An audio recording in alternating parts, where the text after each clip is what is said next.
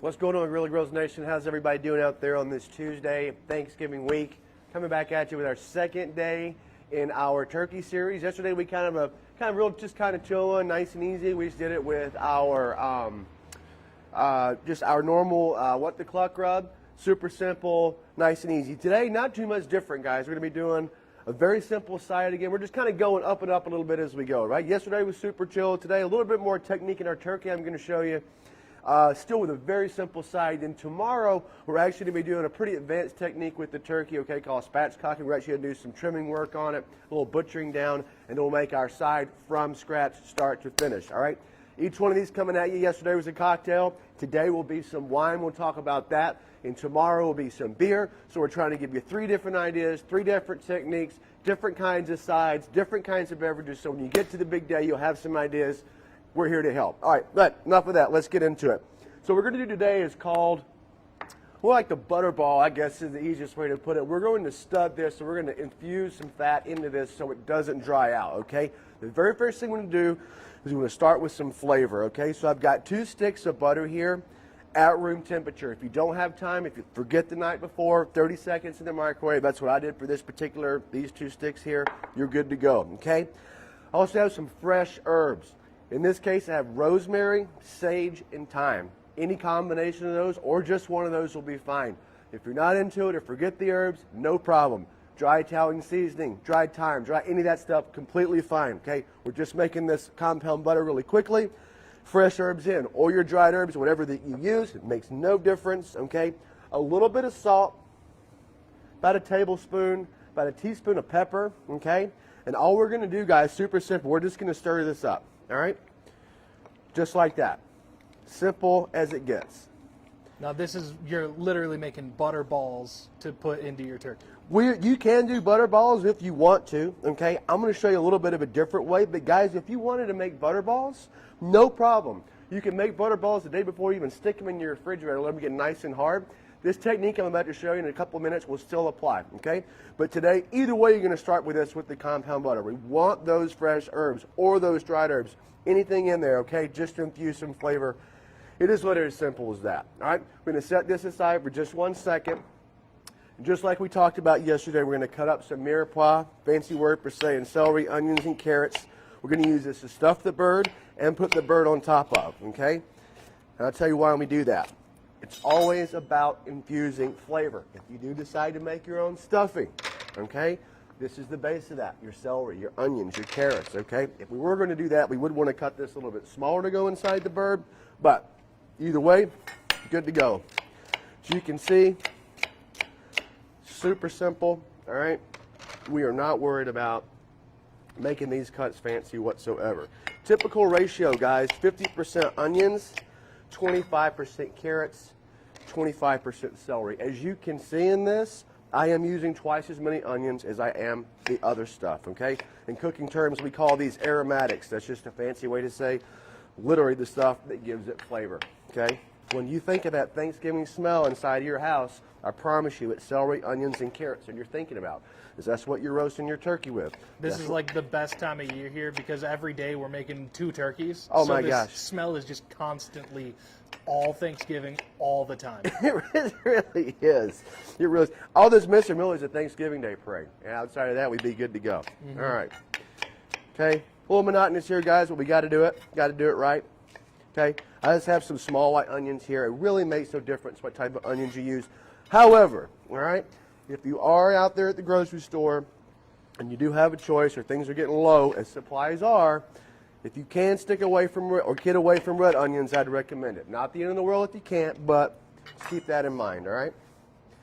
Also, guys, as I said yesterday, and I've been out shopping every day this week and toward the start of last week getting ready for this series, guys, they're not joking when they say that supply chain is getting kind of gnarly. So just word to the wise out there, Grill Nation, from somebody who literally spends every single day of his working life at the grocery store. I see it every day. I literally have seen it decrease in the amount of stuff that's there. If you can, if you have time after work today, certainly after work tomorrow, do your best to get to the store if you haven't already. All right, guys, that's just, it's got nothing to do with cooking. That's just from me to you. All right, now let's do this turkey. This is going to be very, very simple, but at the same time, we want to kind of pay attention to what we're doing. All right, put this on the cutting board here. Let's do that. Make sure when you take this out of the package, which I did, it's just been sitting there for a little while. We're rinsing this, okay, cold water, we're patting it dry, we're doing all those things. All right, now, what I'm going to do, if we notice there's a little bit of skin here around where the neck would be, all right? There's nothing wrong with this skin, but for our purposes for this, I'm just going to trim it off. What I'm trying to do, and I'm going to turn this back around for you, brother. What I'm really trying to do is get access to where the skin meets the neck, meets the meat, okay? And all we're going to do, and this skin is super pliable, we're going to put our fingers here right where the meat starts, and we're going to separate this. You can see how easily my fingers are getting in there. But just want to separate the skin from the meat, all right? We can see it comes out really easy. You can see my fingers in there with these black gloves on, okay? That's what we want. I'm going to show you why, okay? Same way on the other side.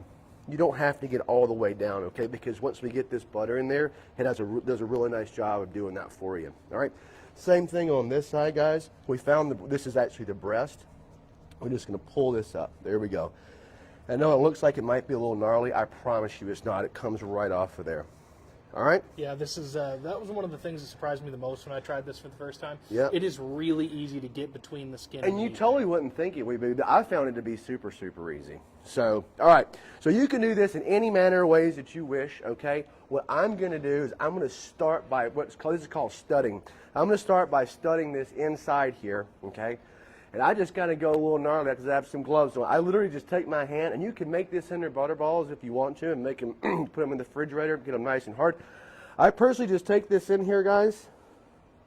Take this room temperature butter and just work it on in, all right? And a little of this, believe it or not, goes a long way. We don't want to overdo this. It's going to work itself through the whole turkey, I promise you. You can do this on the back if you want. You don't have to. I typically just do the breasts, but you totally can do the back. And it's really easy to see where it goes under there. Oh, totally. See, it's just very pliable, and you can just push it down. Once you get it in there, if it's kind of melted like this, you can just push down and it squeezes right down. Yep, absolutely. All right, guys, and that's really all you need. Again, if you wanted to turn this over and do the back, you can. I don't recommend it because I think it makes the bird too greasy. We're getting these breasts in there nice and intact. This butter is going to work its way through the bird as it cooks. I mean, this thing has 2.5, 3 hours to cook, so I don't want to overdo it, okay? Now, still not quite done yet, though, all right? I'm not quite done. I do want to take some of this butter and get it to the inside of this cavity. It's kind of hard to get the camera in there, but you can just envision this. A little bit on the inside here. That's why I don't like doing it on the back. And then, guys, literally just some salt and pepper, all right? Just some salt and pepper, and we want to do copious, copious amounts of salt and pepper. It is best if you can season this bird from the inside. We're going to put a little bit of salt and pepper on the outside, but the more salt you put on there, the more moisture it's going to draw out during the cooking process. And that is good for crispy skin, but it does have a tendency sometimes to dry out that turkey. So a little bit of salt on the outside, copious amounts on the inside cavity. And believe me or not, guys, if you put enough salt in here, you will penetrate the bird, all right? All right, a little bit of pepper, same thing. We're going to, just when you think you're going overboard, add a little more. Kind of rub it in there, spread it around. All right, guys, last but not least, I'm going to change my gloves here. There we go. Awesome. We're going to take this Mirepoix, we're going to put it inside of the cavity, we're going to stuff it. And then after that, guys, we're going to put the remaining Mirepoix, celery, onions, and carrots in this pan, and we're just going to roast this bird off, okay? Super simple. I can always put these gloves on so perfectly when the camera's off. All right. There we go. But I got to tell you, I'm getting very excited for Thursday.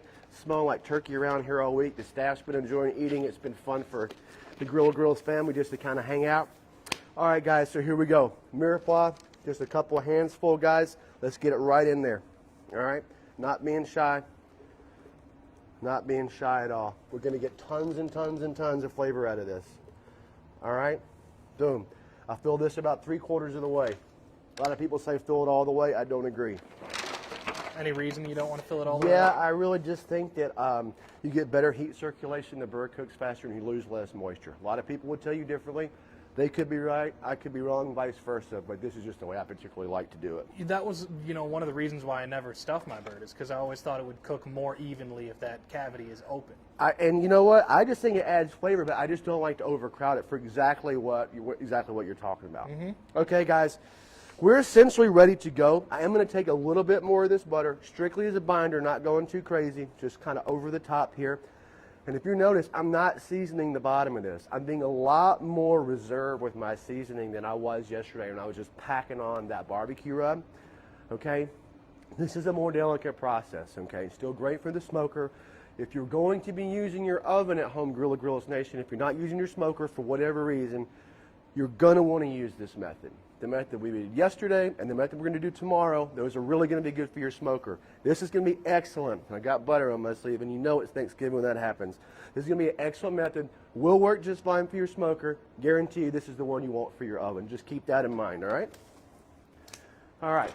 Now, this thing's ready to go. Unlike yesterday, just a little bit, guys. Just a little bit of salt and pepper. It is going to get that skin nice and crispy, but we don't want too much, not in this instance. A little bit, guys, of pepper here as well.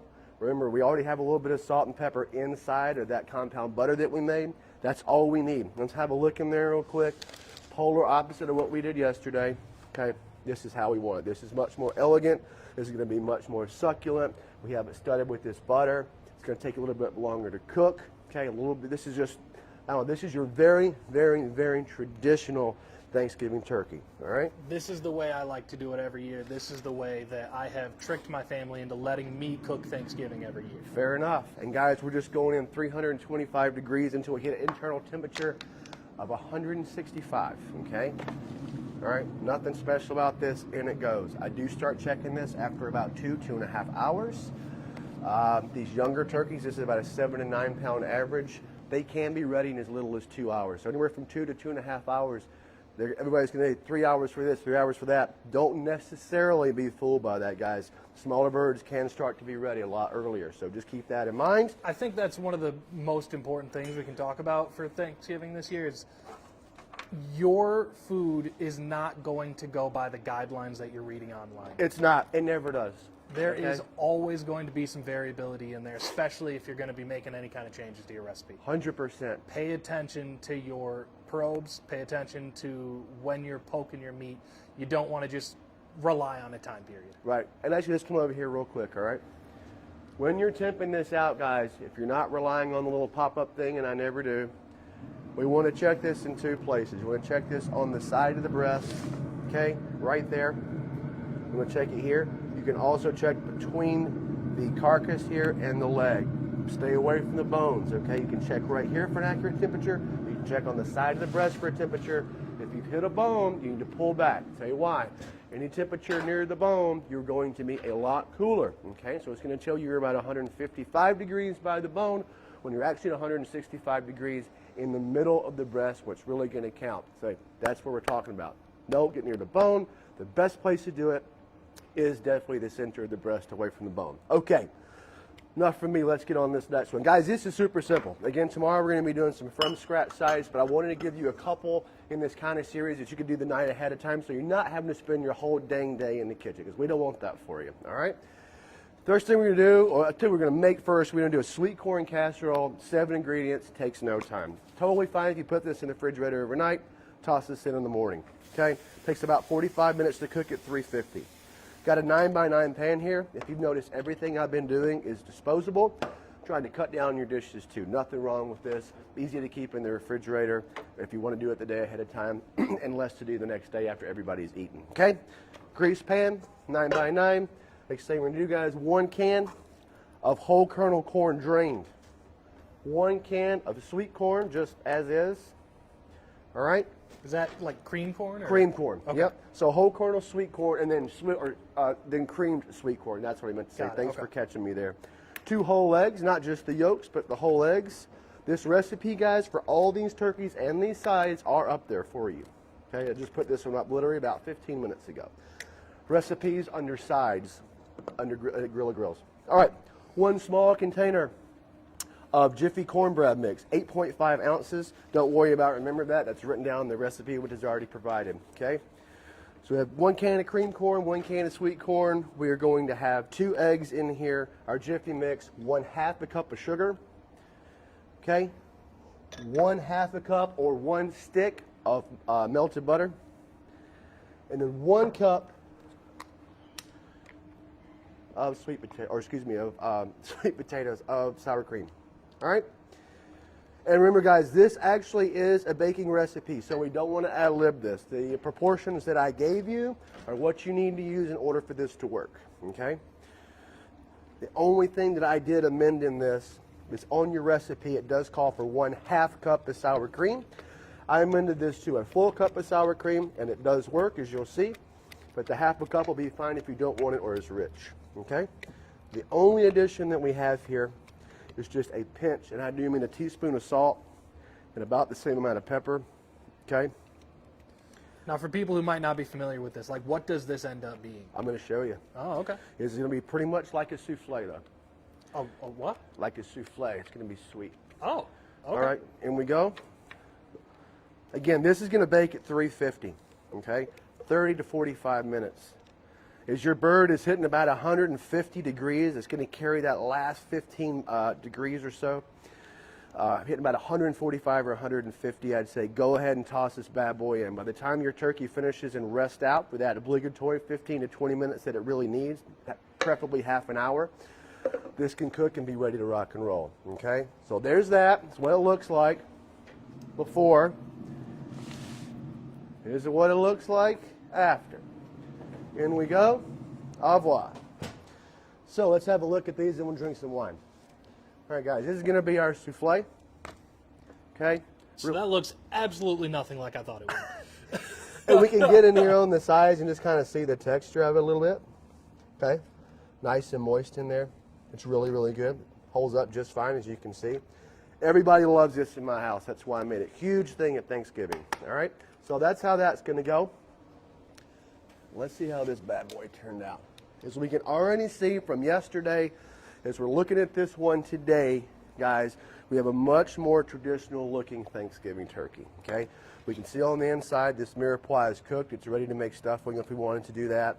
We can cut in here on the breast and see, get away from that bone there, just how moist everything turned out. You can literally see it glistening off the lights here in the studio. Right there in the center. Super, super good.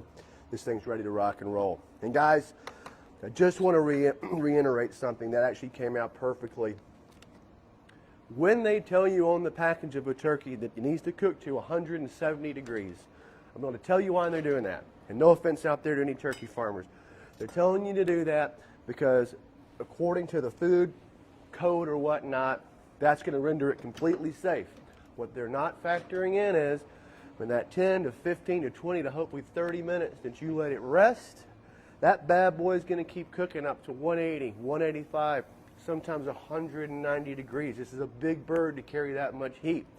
If you pull it at 160 degrees, yes, that is 5 degrees under what poultry is rendered safe, but if you pull it at 160 degrees, let it rest out for 30 minutes, I promise you that bird's going to be 170 degrees at the end. It's going to be much more moist, and it's going to be ready to rock and roll. One of those instances where we're kind of just taking the process in, and we're doing exactly what the process tells us to, but we're not leaving it in the oven until that final temperature. Please, please, please factor in that carryover. I know it's kind of gnarly the first time you do it. You might not trust it. I promise you I've been doing this for over a decade. It will work. Okay? That's it. So, now, people are always asking me about what to drink. In this instance, we're going to do some wine. Again, beer tomorrow, cocktail yesterday. I like any kind of wine with turkey. I like wine in general. But for the red pairing, okay, we're going to do a Pinot Noir. I'll tell you why. Pinot Noir is super subtle. And guys, everybody thinks Pinot Noir. I think, oh my God, this costs so much money. I got this great one from Oregon for $11. And I promise you, first of all, it's accessible. Secondly, it's delicious. You don't have to break the bank on this. Pinot Noir is lighter in nature, has a lot of cherry undertones to it. It works extremely well with poultry and pork. That's kind of why it was created, or what it works the best with. It's not why it's created, what it works the best with. We can tone that color there. It doesn't have that Cabernet Sauvignon. It's not crazy. It's not necessarily, can't see through it, but it's a lot lighter. A couple other wine options, guys. I'm going to have a little bit of this, actually. Pinot Noir is so good. Pinot Noir and turkey is a very classic combination. I promise you will not go wrong. $10, $11 range, plenty of them out there. If you have any questions, I'm not going to say it on the air, but if you have any questions about what to choose, Chef Drew at GrillaGrills.com. I will totally hook you up with some great wine pairings, okay? If you don't get a chance to email me and you're thinking about white wines, stay away from Chardonnay, all right? I love Chardonnay, but stay away from it. You know why? Because Chardonnay is super buttery in general. We put a lot of butter in this. They're not going to counter each other very well. We're thinking of more high-acid wines. You're thinking of like maybe a Sauvignon Blanc, okay?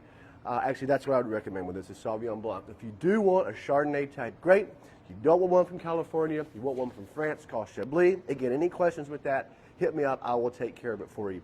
Guys, that's enough out of me today. That's 2 out of the 3 turkeys we're going to do. Tomorrow, a completely different one. We're going to take the backbone out of the one tomorrow. We're going to create our side from scratch. We're going to do an awesome beer pairing from here in Michigan.